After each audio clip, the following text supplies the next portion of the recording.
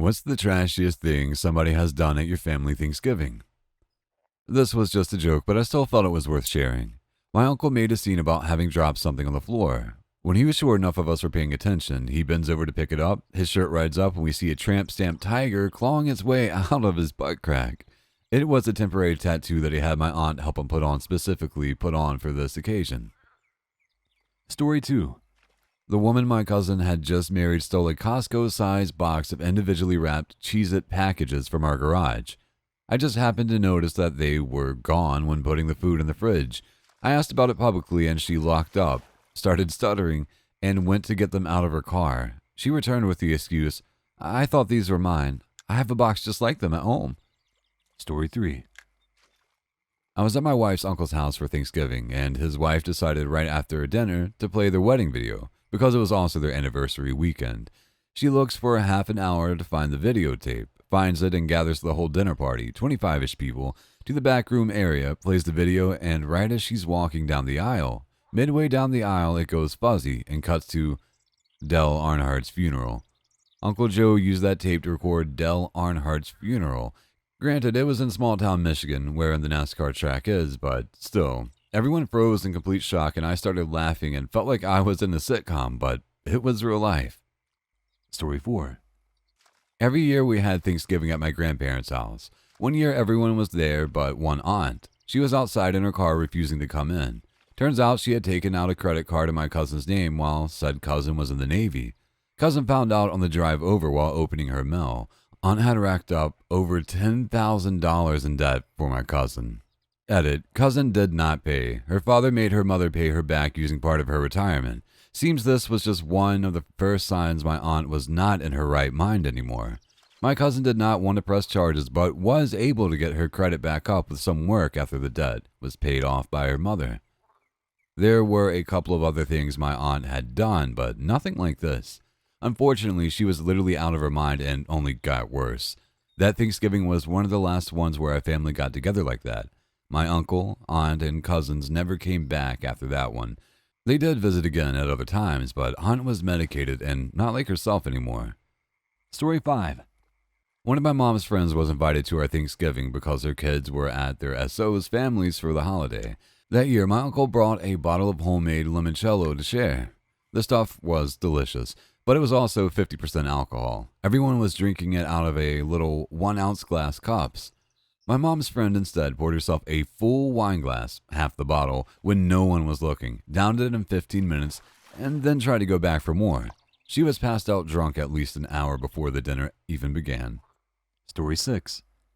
An actual family fight broke out, and we had to call the cops and everything. My grandpa got a fine, my uncle was arrested, my step-grandmother's oldest daughter was arrested. Before my uncle and grandpa passed away, we wouldn't let them live it down. It was glorious. When I say fight, I mean people on the floor throwing punches. We never went back to my grandpa's for Thanksgiving after that. That was back when I was between 8 and 9. We actually went back one year and my aunt gave us all food poisoning. My mom was literally dragging my brother and I into the ER because of how bad the food poisoning was. I have not eaten anything she has cooked since. Excuse me for laughing. What started the fight? Oh, it's no problem. We still laugh about it. My step-grandmother's daughter called my grandpa a dumb, illiterate fuck because my grandpa could not read.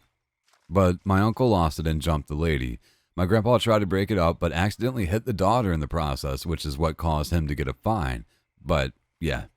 My uncle fought a woman because she insulted my grandpa. Story 7. My uncle brought a woman other than his wife. She was crazy. A practicing witch who would divine things about us on the spot and ironically accuse my other uncle of having an affair. She got drunk and groped me in the coat closet, then tried to kiss me, saying, "If only I were young again."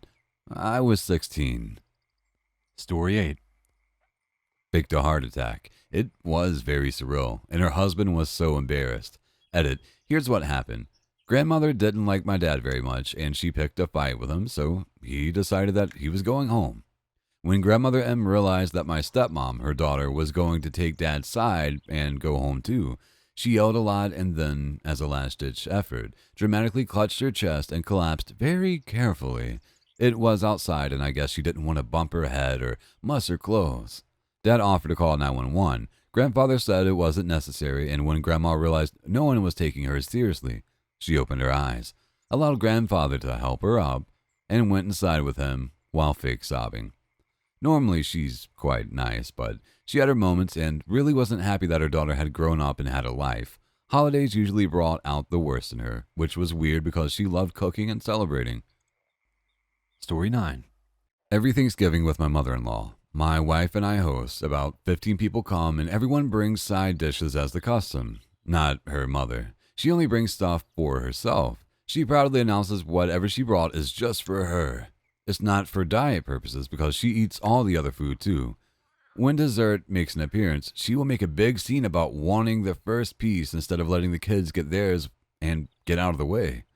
One year there was a big argument about the corner pieces of a chocolate cake. She went first, as usual, and cut herself 2 corner pieces and took them both. If you want to make little kids cry, do that. She wouldn't give them up though. Also, she treats our guest room and bath like a hotel. When she leaves, she takes the toilet paper rolls, the Kleenex box, paper towels, soap, etc.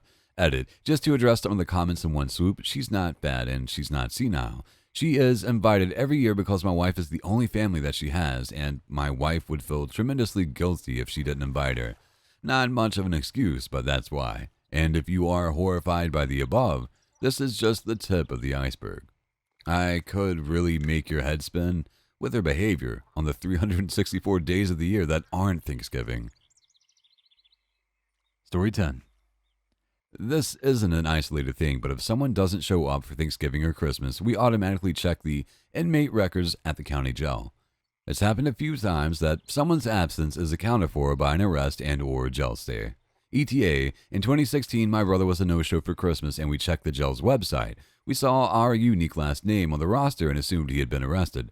Turns out it was my uncle. I never did ask my brother where he was that year. ETA means edited to add. Story 11. My father's girlfriend sat at the head of the table at my house and acted like she was the hostess while monopolizing the entire conversation. It was her waitstaff. It was my first time meeting her. 5 years later, they are still together, but I haven't seen her in 4 years, 11 months, and 29 days. It wasn't just the head of the table scandal of 2013 that sunk her for me. She said I should eat very little to watch my figure. It's my Thanksgiving meal. She said I should dye my hair. I like my natural color. She was disappointed in my husband's wardrobe choice for the evening. He looked fine. And the grand finale was that she told my father I was a bitch after the night was over, after everything I did to make her comfortable. I should also mention she's 10 years older than him, 85 at the time, wears a full face of makeup, dyes her hair dark every weekend, and is very superficial.